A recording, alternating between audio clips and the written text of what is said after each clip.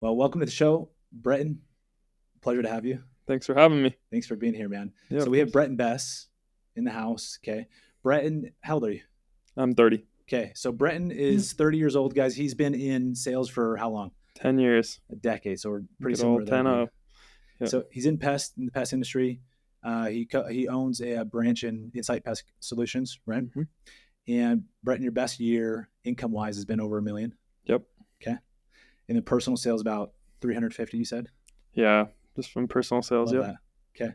You have about 40 guys so far you manage? Yep. Love that. It's awesome, man. Well, it's a pleasure to have you. Thanks for having me. I'm excited to deep dive on this. So with this, we love to get in the weeds with like, okay, what's helped make you successful in sales from personal sales and then getting into leadership? Cool. What's like the first couple of things that come to mind? Like, hey, if you could go back and mentor the younger Breton and to help you get where you've gone, where you're at now and where you want to be, what would you tell yourself? Yeah, I set like a lot of limiting beliefs on myself.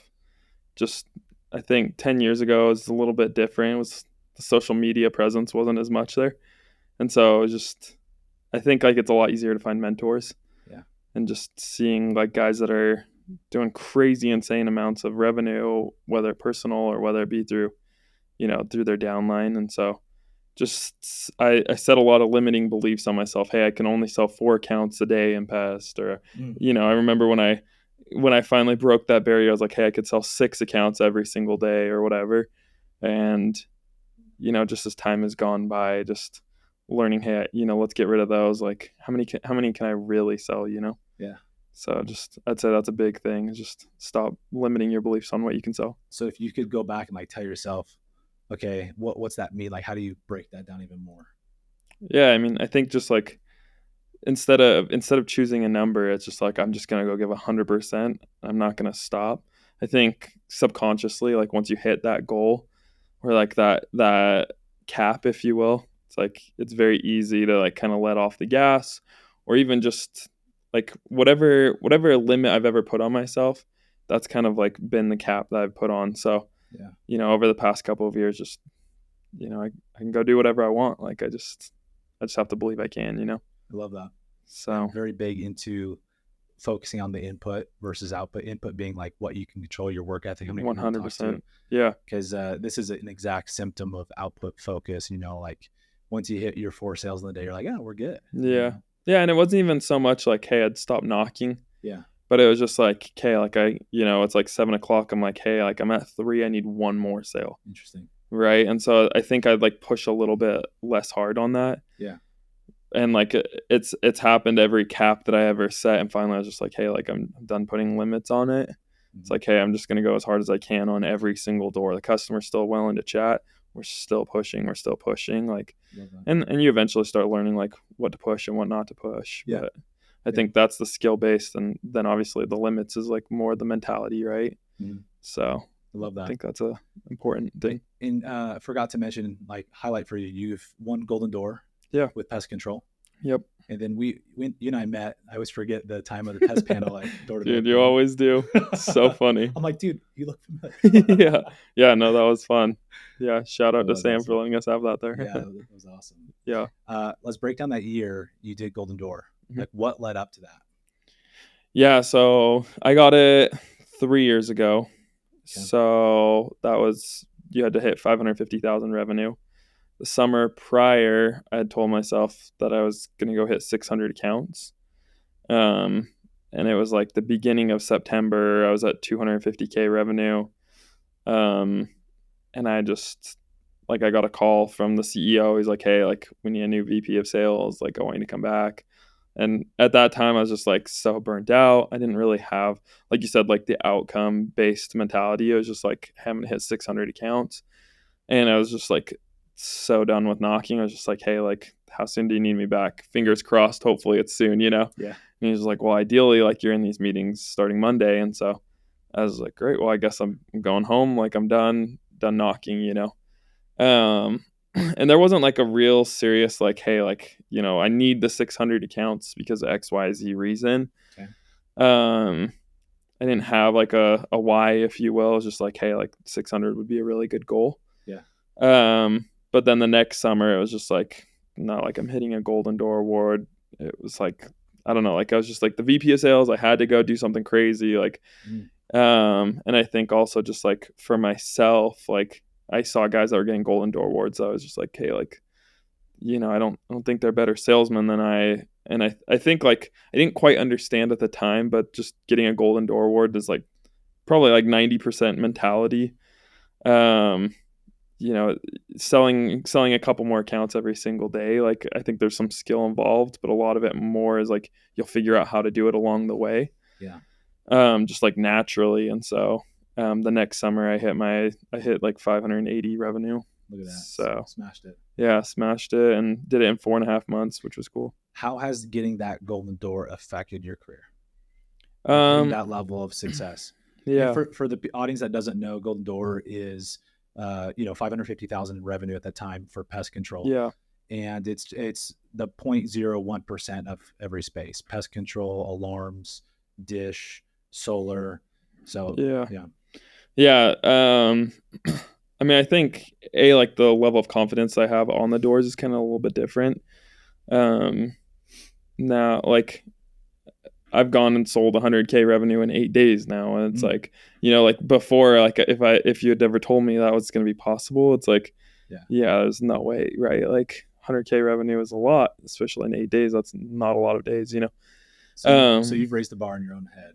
Yeah, it's possible for you. Yeah, and I think that's a big process of like you kind of learn that throughout going through that Golden Door. I mean, you've done a couple of them at this point, right? Pest and solar. Just one. In solar, yeah. Okay, cool. But like, now. So it's like you set that goal, and it should be scary. You're like, how am I going to do this? And kind of as you go through the process, you kind of learn new things about yourself. And I mean, it really is like, I mean, there's a reason it's the top 1% of guys is doing it. It's like you just like you have to be so dialed in, right? And so.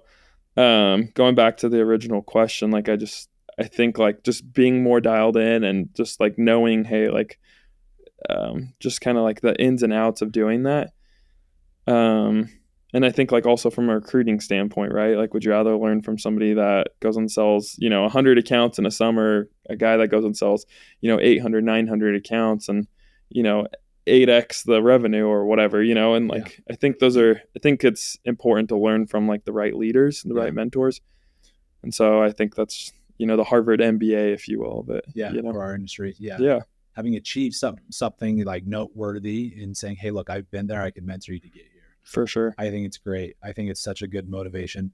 I think there's a lot of guys that get into our industry and see the benefits of recruiting and want that fast. Kind of want to skip the system, but really 100%. It's actually easier if you just go to achieve that award, and I think it's like, do you want to go with your best friend or do you want to go with I always tell sales reps, it's like, would you rather go learn how to play basketball from somebody like myself who I'm awful at basketball, like I can't play basketball to save my life, or would you rather learn from one of the greats? You know what I mean? It's like, I'd love to play basketball with my best friends, but I'd rather learn from the Kobe's, the LeBrons, the whoever, So love that, man. Yeah. Well, let's talk about your schedule. Like when you hit that record year, what did your schedule look like?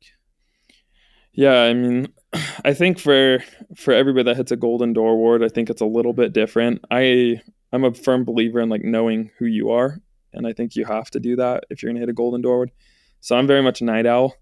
And so I'm not like a, hey, wake up at 5 a.m, David Goggins kind of guy, So like I'll come back from the doors, spend an hour, 2 hours with the reps. Anybody that has questions, just like those guys are giving me their summer. So I'm going to give them a couple hours every night kind of deal, even though that's the last thing you want to do after knocking doors. It's a long day. Yeah, exactly. And I like while I'm doing that, I try usually making a meal, whatever it is, like nothing gourmet, some chicken rice, whatever. Okay. But just making sure that I'm like eating right, because obviously I need that energy for the doors. Yeah. I think a lot of like beginner reps don't really pay attention to that enough. But yeah, then I think after I've spent an hour, 2 hours with the reps, it's like shower and then just decompressing. So I'll spend like an hour reading a book or playing a game on my phone or whatever, just unwind, whatever that looks like to you, right? Like that's important. Everybody's got their own little way of doing that, just knowing yourself with that. And then after that, I usually try like cutting out the area and planning for the next day, the correlations and all that stuff, our meetings. And then, I get some sleep. And then usually I'm up by like 9 or 10. We start correlation at 12. Okay. Get a good breakfast, make sure that I'm eating, pack a lunch. As little time as I can take away from the doors, the better. So if I could just eat something while I'm on my way to area, pack a couple protein bars, whatever, and then roll out, do the training. So early morning training if guys are struggling with the sales, and then team trainings, and then just roll out to the doors. My sales reps know, like, when I'm on the doors, I'm not, it's not like, hey, call Bretton and complain about whatever, or all the sales reps, that's how it is, right? And so, you can text me, but if you need something and it's urgent, like, I'll answer my phone calls. But other than that, like, I make my money the same way everybody else does. So I'm on the doors and just grinding, so there's no secret. How do you avoid burnout? Or do you embrace it, or what? Yeah. I don't think you can avoid burnout per se. I think just like your goals just have to be so, like, the year that I hit I hit like 530 accounts or whatever, $250,000 revenue. It's like, I was just so burnt out, and it's not like anything, the next year and the year before that, like the Golden Door Award year and the year before it, it's like, I'd say I was equally burnt out, but I'd say my goals were just a lot more serious, or a lot more, like, I was more dedicated to my goals than like maybe the burnout was. And so I think you just have to push through it, and it sucks, but it is what it is, you just keep pushing. Yeah. I agree with that. I personally don't use the word burnout. It's like the B word. It's like the second B word for me. Yeah. And they're correlated with each other. Yeah. If you talk about burnout, you are a little bitch. So there you go. So burnout is, what you think about, you start manifesting, believing in. So whether it's positive 100%. Or negative. So I train our people, like, we don't talk about burnout. Yeah. I love what you're talking about. Like, hey, like, you're going to have resistance, burnout, whatever you want to call it, resistance. Yeah. And struggles. They're inevitable. And so rather than trying to avoid it, it's impossible. Like anxiety before knocking, it's impossible. You're going to have it. Yeah. Happens to everybody, even guys I've knocked for 10 years, Yeah. You roll with the punches, you go, you hit it. And what you're saying, and I agree with, is your goals and your vision for what you're doing has to be big enough where it's going to push you through. Yeah, exactly. Like, to me, like, I really look at like getting a Golden Door Award as like if you were running a marathon. Mm-hmm. I've never ran a marathon, but I imagine it's like the way I've always envisioned like running. It's like, if I'm going to set out to do a 3 mile, 5 mile, 26 mile, whatever it is, it's like the faster I get it done, like the sooner I get to be done with running or whatever. And so for me, it's the same thing. Like, if I'm like, hey, I'm going to go hit a Golden Door Award, that's a very specific number. Yeah. And so it's like the faster I get this done, the faster I get to go home and do whatever else I'm trying to do. And so, I can sit here and complain about it and feel sorry for myself, and I can just prolong how long I have to keep going through the pain. Yeah. Or I can just go get it done. And so it. Yeah. And I feel less guilty that way too, right? Like, I think a lot of times you'll get, more burnt out or more resistance from feeling guilty because you know what you're supposed to do, but you're not doing it. And so, I think it just goes full circle. Like, it's just easier if you just go and do it. I love that. So, you're going into that Golden Door year. Did you have anything else motivating you? Like, did you have a chip on your shoulder? Was there anything that you wanted to prove to somebody? Was that the big push for you? Was like, hey, that identity-based goal? Because that's huge. Like, having something that is not just, hey, I want to make X amount of revenue. Yeah. Because you're already making really good money before. Yeah, 100%. So, like, you don't need an extra $150,000, $200,000, or let alone another, $500,000 or $1 million. Yeah. What was there anything else motivating or pushing you?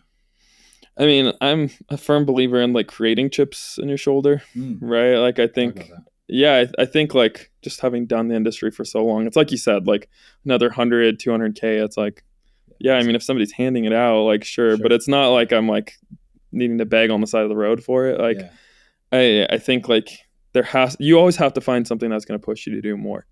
Right. And so I think like every single year I've kind of reevaluated like why I'm doing this still.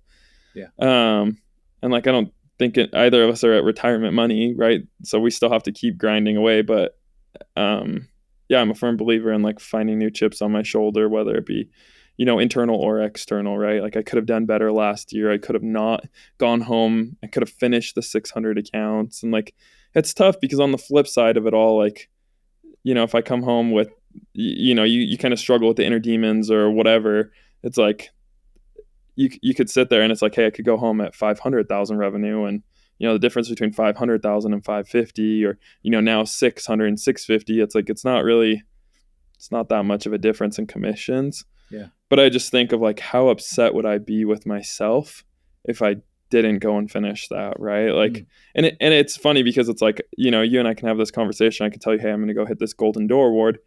It's like, who are you to like talk trash on me if I don't hit that? Like my bank account's still getting filled up from it. Yeah. But the guys that are like, you have to hold yourself accountable to somebody. And so, I think the Golden Door, it's like an inner circle. Like you and I both know what each other have gone through, even in different industries, right? Like, and so it's like, like the difference between a Golden Door Award and, 90% of a Golden Door Award is night and day difference, right? And so I think that's a big thing, is like holding yourself accountable to something greater, Yeah. Well, what I love about that too, man, just to expound on that, is when you set a target for yourself, even if it's not Golden Door, but you set a target and you fall short, even like, let's say your target's $250,000. Yeah. And you fall short, you make 200,000. Yeah. Most guys are going to say, oh, dude, that you freaking crushed. Yeah, exactly. What I say is, hey, look, that's positive momentum from the last year. But if you told yourself you're going to do something and you fall short, that's an issue, because there's an internal dialogue that you're not going to believe yourself when you go set a target to go run a marathon, or for sure, to go find a awesome partner in your life, whatever it is, whatever goal it is.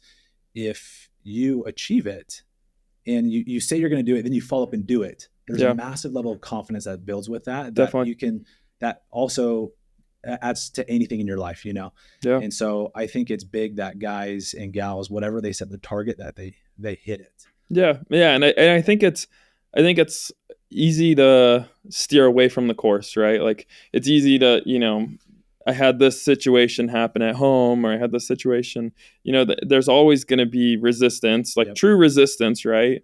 And like a lot of it's very real. Like you could have a family member pass, or, and like, luckily that wasn't the case for me when I was going through my, my little journey with the Golden Door, but like, but it does happen. Right. And there's a lot of things that happen while you're doing this, and you have to stay committed. Dude, what I've learned is like, I see guys who don't perform well, guys and gals that don't perform well, and those who do, their language about what's going on in their life is very different. Yeah. The dialogue in their head is like, it's happening. The people who don't achieve their goals, it's happening to me. Like, woe is me. This sucks. Yeah. The people who are crushing, like absolutely dominating, they still have struggles. They're not free of burdens and hardship. Yeah. They just perceive it differently and say, this is happening for me. This is going to make a better story. Yeah. 100%. And I think it's just like, it all comes down to the mindset of it all, right? Yeah. It's perspective. Yeah. With sales, we're really good at having good perspective on like, glass half full and positivity. Yeah. But then there's an internal dialogue too. Like, hey, what are we telling ourselves and what do we actually believe? So. Oh yeah. And I feel like I have like a terrible inner dialogue, right? Like, I'm so hard on myself. It's like, if, I break it down, hey, if I have to hit, 1,000 accounts or 650, 550,000, I'd like to be home by this time. This is when all my sales reps are leaving. I'd love to be home by this time. It's like, and then you just break it down. It's just a mathematical equation. It's like, I have to hit X amount of revenue or X amount of accounts every single day. It's like, if I fall short of that on any of these days, like I'm so hard on myself. And I think that's like the flip side, right? Like of hitting these huge goals is like, you do have to manage that dialogue a little bit better and like be constantly uplifting yourself too. And I think it's a dynamic for sure. Well, dude, tell me what you think about this. I've noticed this internal dialogue with myself. Like if I set a big target, let's say I have 100 days to achieve $1 million, right? Yeah. And in sales, I know it's a lot, but let's just follow me for the number's sake. So if you do the math, 100 days, we've divided by $1 million. We've got, what is that? $10,000 a day. Yeah. Right. And so what I see happen is people will go out with a target of like, hey, we're going to make $10,000 a day. And, or let's make it easier. Sorry, rewind. Okay. Let's say $100,000 target in 100 days. More applicable to most people. Yeah. Right? Yeah. And so that's $1,000 a day. Yeah. All right. What I see happen is some guys will hit 1,000, 1,500 and be on track, but then they fall and they hit 600 or 500 or zero. and it's, oh crap, like I'm derailed, I'm going to fall short, I'm in a rut, and then they stay there. Yeah. They give up on it, the roller coaster. Yeah. And so this is why I'm so big on the process, not the prize. If you can detach yourself and divorce yourself from the result and focus on what the process is to make 1,000 on average, I need to talk to X amount of people.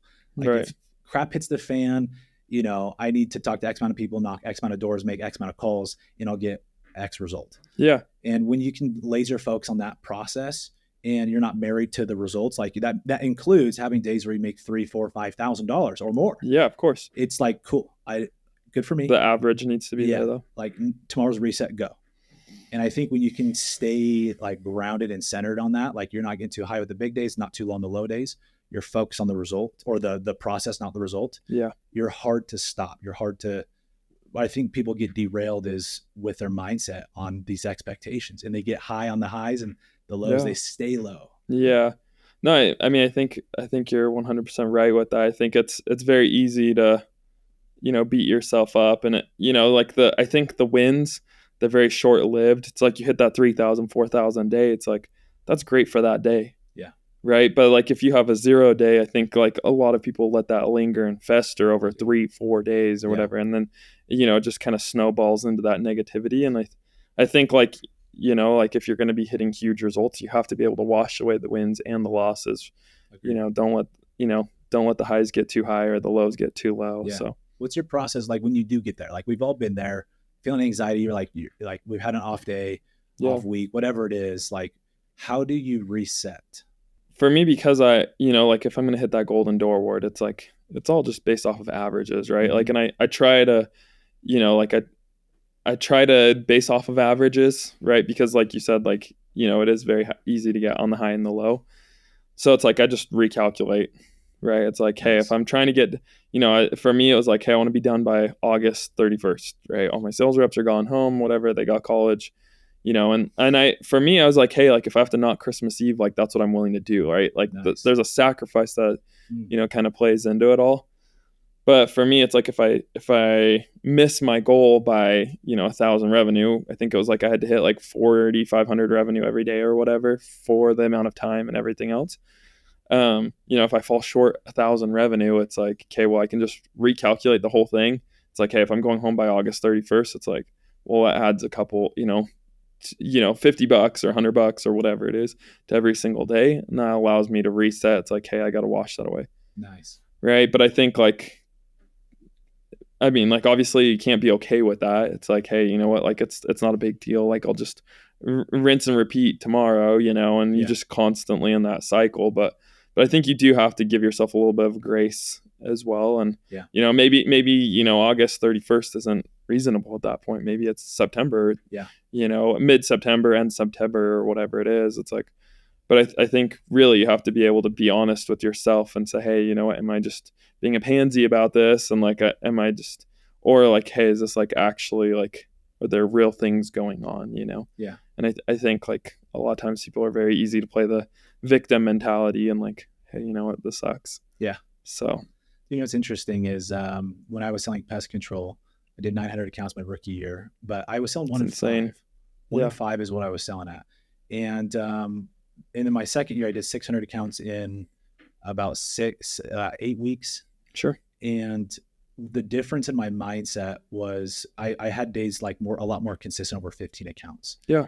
And for me, it was purely giving myself a buffer on the day, on the week, on the month.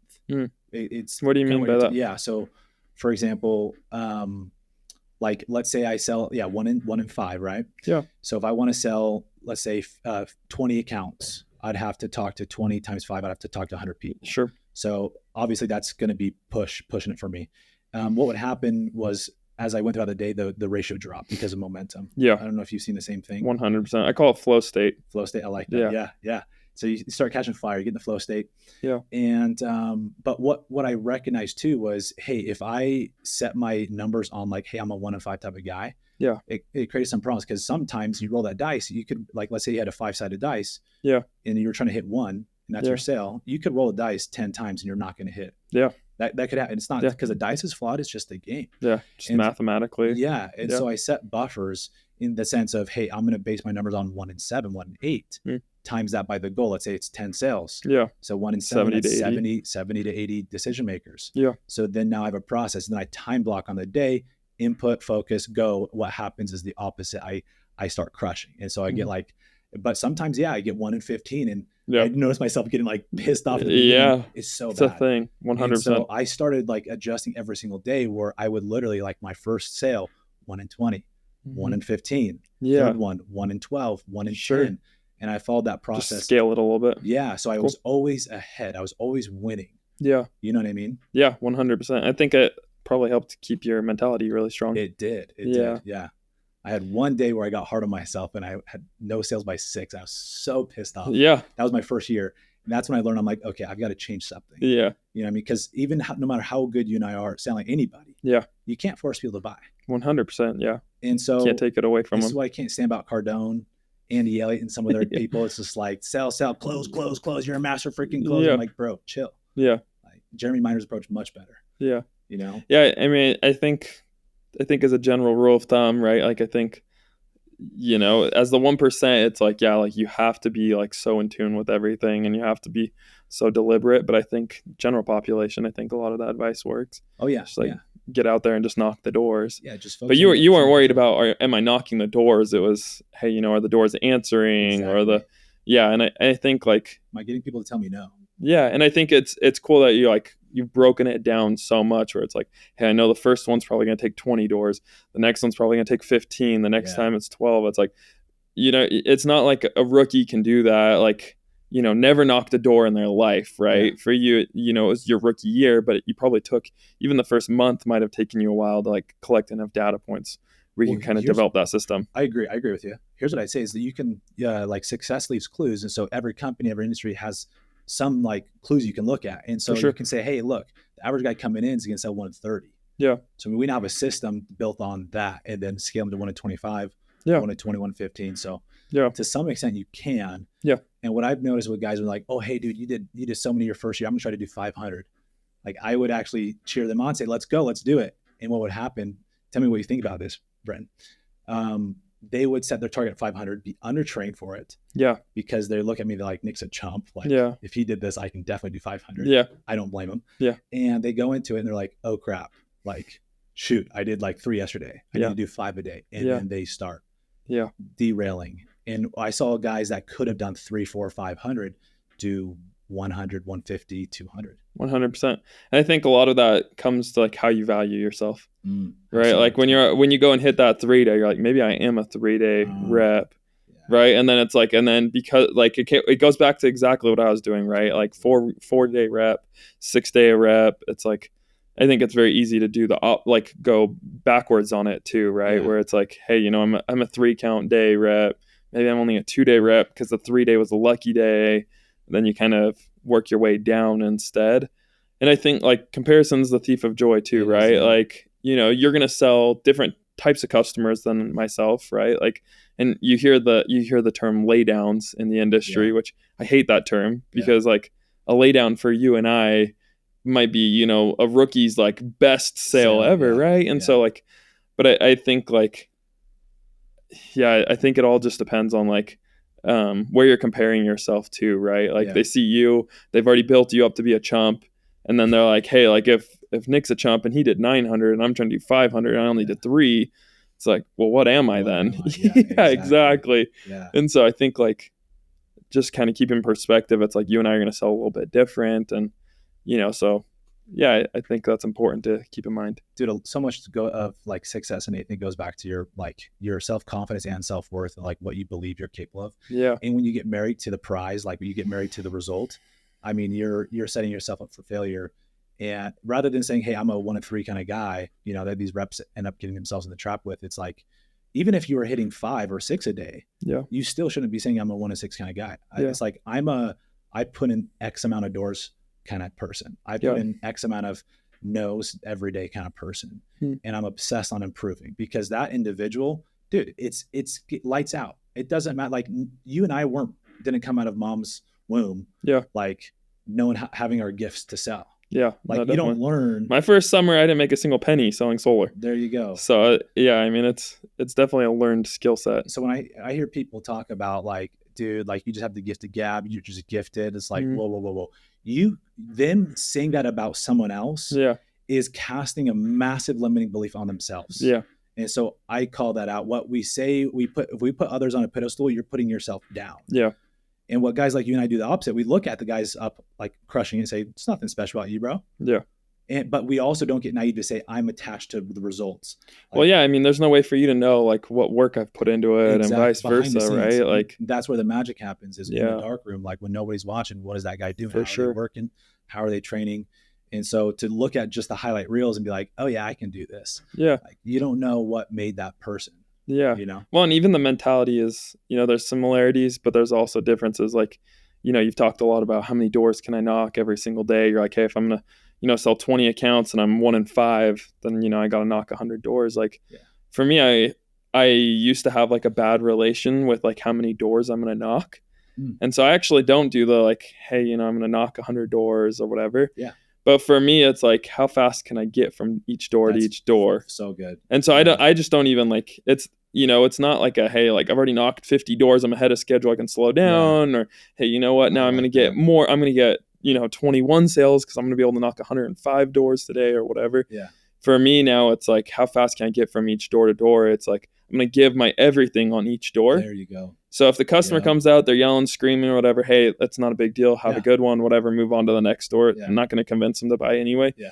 But then it's like, if I get that person that's willing to chat, it's like, I'm going to give 100% on that. I'm going to try closing it as quick as I can. Yeah. Because obviously I do understand time is money. And, if you're hitting high volumes of sales, you can't spend an hour with the customer. I think it's very easy to get in that trap. Yep. I'm big on that. But yeah, like, how fast can I get from each door to door? It's like segues are a big thing in the industry, or, whatever it is. It's like, let's just move on at every single door as possible, because I know it's like, for you, it's like, hey, if I can do 1 in 5, that's a 20% chance of closing. Mm-hmm. It's like, okay, well, just the more, like, the faster I get to each door, that I can't make any sales on the sidewalk. You know what I mean? Like, it's all on the doors only. So, well, the beauty those of are big that things is, for me. Like minor time, taking notes on prospects, driving to area, planning out where you're going to go, taking notes on like your best prospects, or trying to say that's minor time. For sure. Major time is how much time you're spending in front of decision makers. Yeah. That's it. 100%. So when you realize that's the game, it's like, you look at your calendar, most sales reps spend less than 30%. Some of them it's less than 20. Dude. Oh, I believe and it. You realize that's where 90% of your revenue is coming from. Like, what are you doing? Yeah. 20% of your time. Yeah. And for me, I trail reps or whatever. I've coached plenty of reps at this point, and it's like, you look at how much time is in between each pin or whatever. And it's like, what are you doing? Like, so that minor time can be stretched out too. And I think like you said, just try to get as much major time as you can in front of decision makers. Yeah. I have the same mentality. I go out thinking like, okay, let's go. Cause it's intimidating for anybody to go like, look at an 8-10 hour day. Yeah. And I'm like, all right, I got to go get like 60 decision makers or 50 or whatever it is. Yeah. 100 doors, 200 doors, whatever they do. It's intimidating. Yeah. But what you can do is go get one and go get everything and then go get another. When you Exactly. start doing it like one at a time. Yeah. It's like, it's not too bad. No, definitely doesn't. Yeah. It's not bad at all. And then talk about the anxiety. I had somebody asking me about like, hey dude, like I'm loving your training. I'm like, I feel like it's going to make me like lose this anxiety that I'm having about sound. I'm like, bro, nope. Let me just help you right now. That's never going to If that's the reason you're taking the course, it's probably not the move, right? So, no, the anxiety is definitely still there. You channel it and you deal with it. Like, this is why I'm not a big, like, I have no judgment to people doing like pills for anxiety and depression. Like, but I feel like we all have that to some level, and you have to channel it and you have to like embrace it and you use it. It can work against you or for you, just like anything in life. And so you can use that to get you to go talk to people faster. Yeah. Yeah. And I mean, I think it only holds so much power. It's the power that you give it. Right. Yeah. And so if you just sit there and you feel sorry for yourself, and like, I mean, I've struggled with depression since I was a junior in high school. Right. Like, so it's tough because like people that don't have depression or haven't dealt with anxiety, it just doesn't sound like it's a real thing. Not that that's what you were saying or anything, but just like, that's amazing. Yeah. This is cool. Yeah. I think people need to understand that it's a very real thing. It is. And I think like you have to find stuff that like makes you feel good, because depression naturally drops your emotional level very low, I feel like. And so I'm a very big advocate on like finding stuff you love doing. I love playing Wow. volleyball. I love playing pickleball. Like, you know, like I love being active. And so for me, that those endorphin releases, it's like, I think you have to find them. Yeah, you do. Right. Yeah. And so, and it's tough because depression, you just don't want to do anything. And Yeah, so you get stuck in that. force yourself to go and do it, you know? I love that, man. Tony Robbins teaches about the importance of like little physical movements, like pounding your chest, like getting your blood flowing, doing jumping jacks or doing like burpees, whatever. Yeah. Just something to get the blood flowing, you know? For sure. And when I learned that principle, I was like, shoot, I need to get off my Segway every now and then and go move, you know, Yeah. the natural endorphins. So yeah, no, that's cool. Brent, Yeah, that's amazing, dude, that you've had your mentality going through hard stuff like that. And you mentioned some personal stuff to me too. Like we've both been through hard things and like achieving that, like people look at some of the success sometimes like, oh, of course, well, look at him. He's a good looking dude. Like he's just had it handed to him, you know, like, of course he's so good. Of course he's made that. But when they hear the story, like that's amazing. Like that you've gone through depression and you've achieved this in this industry. Yeah, no, absolutely. Like the industry that will break down like 95% of people to their knees. Yeah. And I think anybody that says they haven't to an extent is like, I think they're lying to themselves. Yeah, exactly. But yeah, I may think like you're given the hand of cards that you're given, and you know, everybody goes through their hard things. And I'm not saying mine's been any harder or less hard. You know, like I don't think it's a term of relativity, right? Like I think everybody's given tough hands, and it's just what you do with that tough hand that really matters. Dude, so gold. Yeah. Well, dude, thank you for coming on, Brent. Seriously, yeah, it's been a thanks pleasure. The audience is literally lucky to be able to listen to this. So, no, I appreciate it. Anything else you want to add before we close, or any last tips or thoughts? Just work hard. Where can they find you on social media? I think my Instagram's Breton_Bess_. Okay. I don't know, something along those lines. Okay. There's not a whole lot of Brettons out there. So BESS, right? Yeah. Okay, cool. Love it. Well, guys, go give him a follow if you haven't already. Breton, thank you for coming on. Yeah. Love it. Appreciate it. Pleasure. Thanks.